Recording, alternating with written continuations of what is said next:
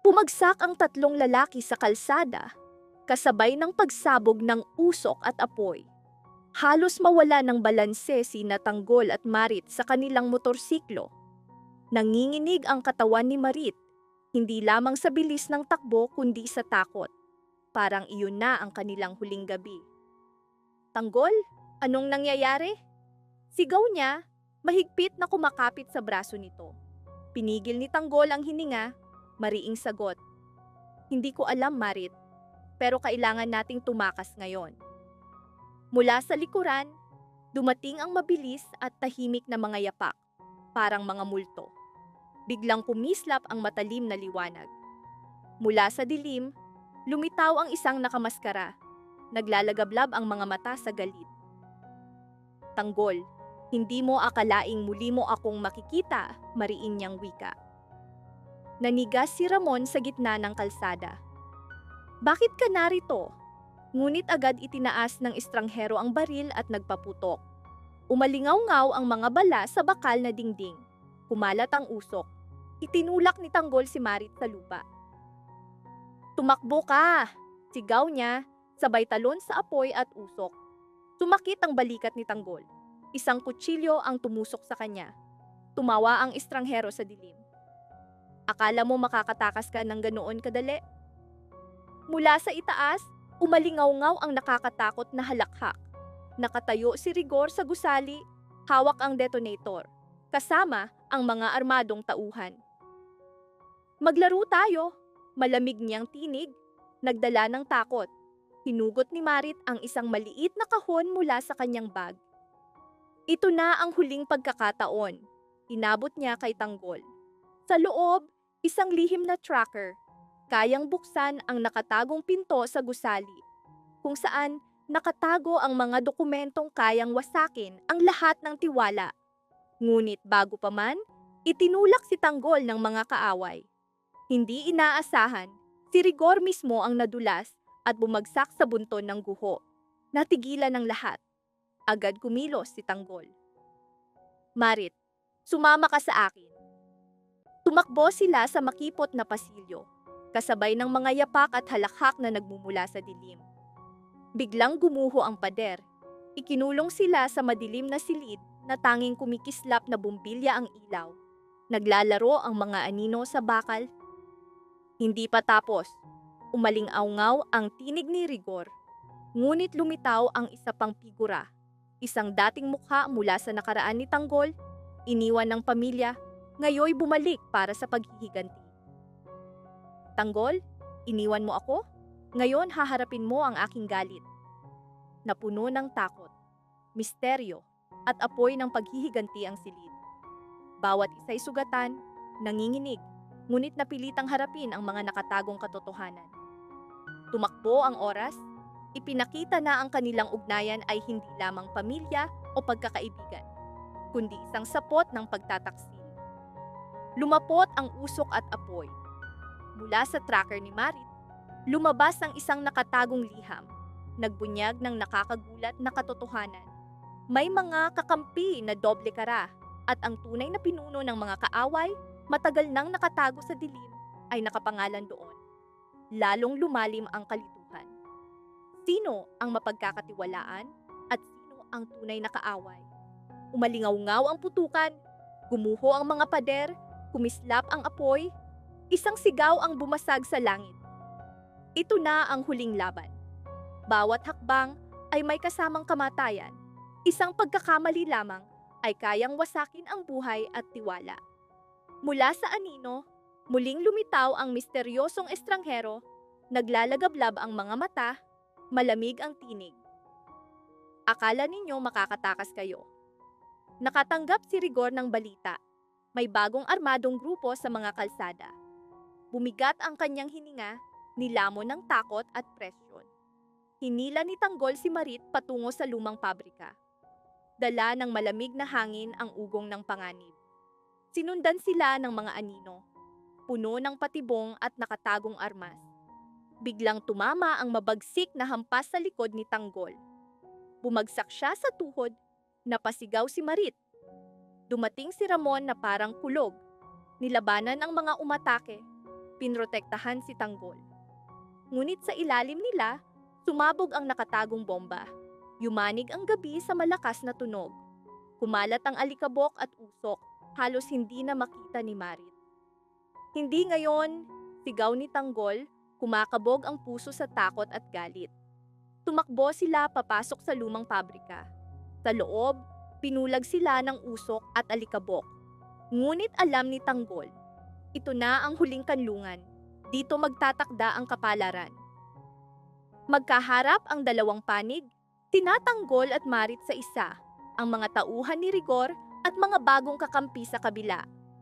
Umalingaw-ngaw ang putukan, bawat tamay tumatama sa bakal na dingding. Mula sa dilim, lumitaw ang isang misteryosong lalaki, nakaputi, nakasuot ng Amerikana.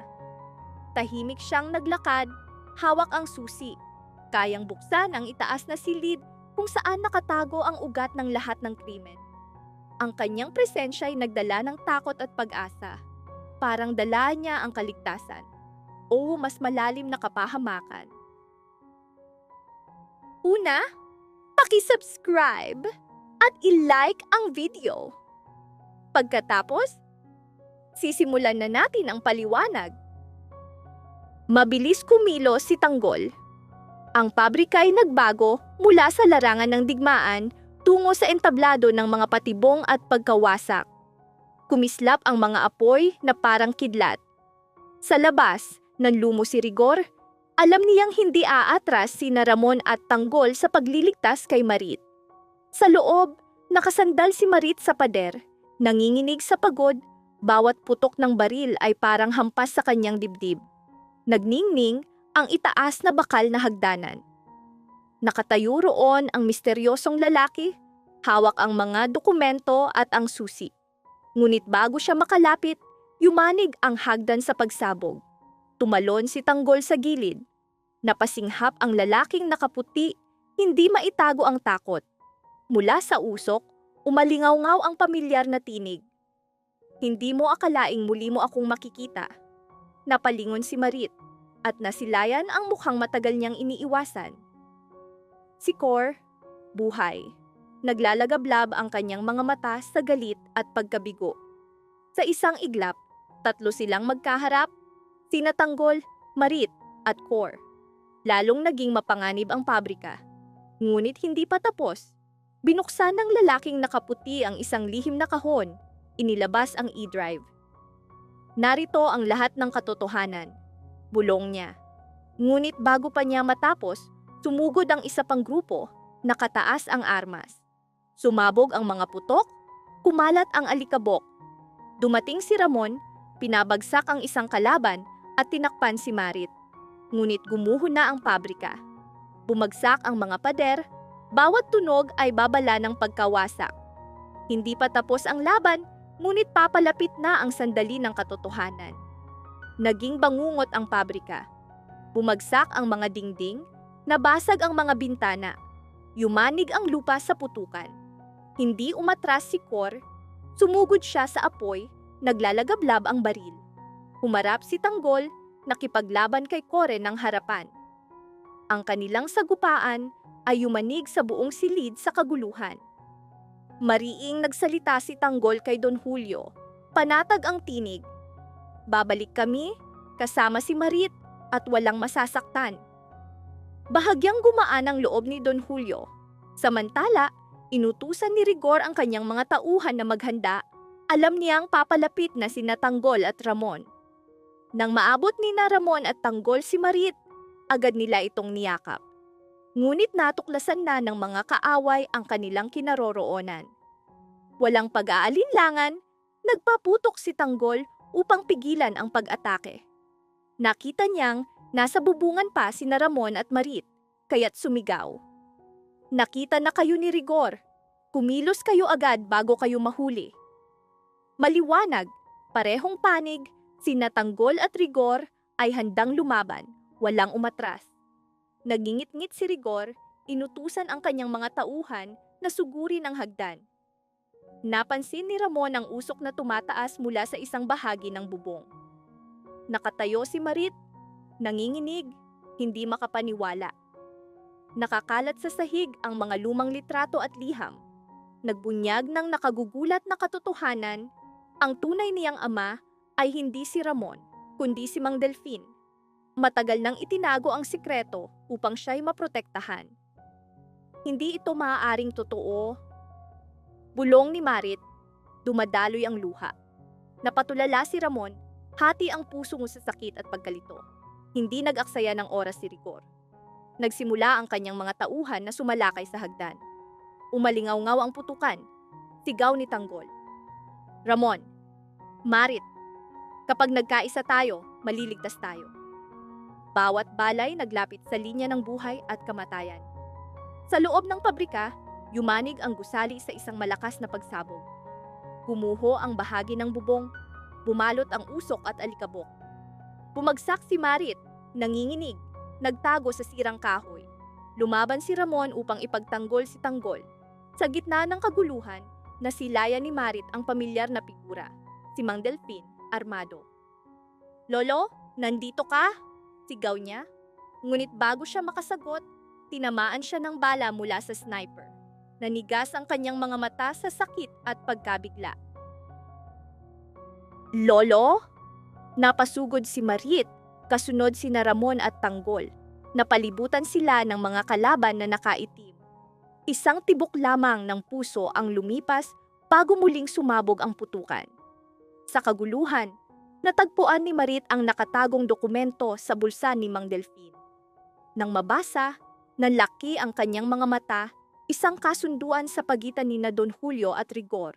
Isang lihim na pakikipagpagtulungan na dudungis sa pangalan ng pamilya Delfin. Ramon, hindi lang ako, pinagtaksilan tayong lahat, bulong niya, luhaang. Bago pa sila makapagplano, dumating ang bagong panganib. Umakyat ang apoy mula sa ibaba, ikinulong sila sa loob. Sunod-sunod ang pagbagsak ng mga sirang biga, nadaganan si Marit. Ramon, tulungan mo ako, sigaw niya. Agad na sumugod sina Ramon at Tanggol. Ginamit ni Tanggol ang apoy at mga debris upang iligaw ang mga kalaban, habang hinila ni Ramon si Marit mula sa pagkakabaon. Paglabas nila sa guho, humarap sa kanila si Rigor mismo. Hindi siya nag-iisa. 2 armadong lalaki ang may hawak na mga bihag, pamilyar na mga mukha. Umabot sa sukdulan ng tensyon. Kung umatake sila, mamamatay ang mga inosente. Kung titigil, malalagay sa panganib ang pamilya ni Marit. Mariing sigaw ni Ramon. Rigor, hindi mo kukunin ang aking pamilya. Hindi na ito basta laban para mabuhay. Ito'y laban para sa katotohanan, paghihiganti at dangal ng pamilya. Kumalat ang usok at putukan. Bawat pintig ng puso'y nagtakda ng kapalaran. Naging impyerno ang pabrika. Sinubukan ni Rigor na tumakas, ngunit nahulog mula sa kanyang bulsa ang isang dokumento. Nakasaad doon ang mga pangalan ng pulis, opisyal, at makapangyarihang tao na kaakibat ng kanyang plano. Kumalat ang pagkagulat. Mas malalim na tanong ang lumitaw. Sino ang tunay na kaaway at sino ang mapagkakatiwalaan? Mahigpit na hinawakan ni Marit ang kamay ni Ramon. Sa kanyang mga mata, sabay na naglalakbay ang takot, pag-ibig at matinding determinasyon. Kailangan nating ibunyag ang lahat, Ramon. Hindi lang para sa atin, kundi para sa lahat. Umalingaw-ngaw ang putukan, humalo ang halakhak at sigaw ng mga lumalaban. Sugatan si Tanggol, ngunit patuloy na lumaban, bawat hampas mabilis at nakamamatay. Halos madurog si Marit sa bumagsak na malaking kahon, ngunit nahila siya ni Ramon sa huling sandali. Bago pa sila makahinga, muling yumanig ang lupa sa pagsabog. Granada! Sigaw ng isa. Bumagsak si Mang Delfin sa hukay. Nagkatitigan sina Tanggol at Ramon. Takot at determinasyon ang nag-aalab. Alam nilang hindi ito karaniwang pagliligtas, kundi digmaan ng pagtataksil, lihim at anino ng kamatayan. Nanginginig ang puso ni Marit sa takot at galit. Ramdam niyang gumuho ang kanyang pagkakakilanlan, lumilitaw ang mga nakatagong katotohanan. Lalong humihigpit ang pagkakagapos ng pagtataksil. Lumitaw si Rigor sa plataporma, Nakataas ang revolver. Akala ninyo ligtas na kayo? Mariin niyang wika, sabay putok. Napadapa sina Ramon at Tanggol, nakaligtas sa kamatayan. Amoy ng takot at kamatayan ng hangin. Dumaloy ang pawis na parang babala ng panganib. Tahimik si Pungay hanggang sa sandaling iyon, mariing wika. Kailangan nating hatiin ang ating lakas. Ang kanyang desisyon ang maaaring tanging paraan upang mabuhay. Kumalat ang usok at pagsabog sa langit. Lumaban sina Tanggol, Ramon, Marites, at Hector sa kani-kanilang pwesto. Sugod si Tanggol sa kanan. Bawat hampas ay laban sa kamatayan. Tinulak ni Ramon ang mga umatake, habang nanginginig si Marites sa tabi ni Pungay.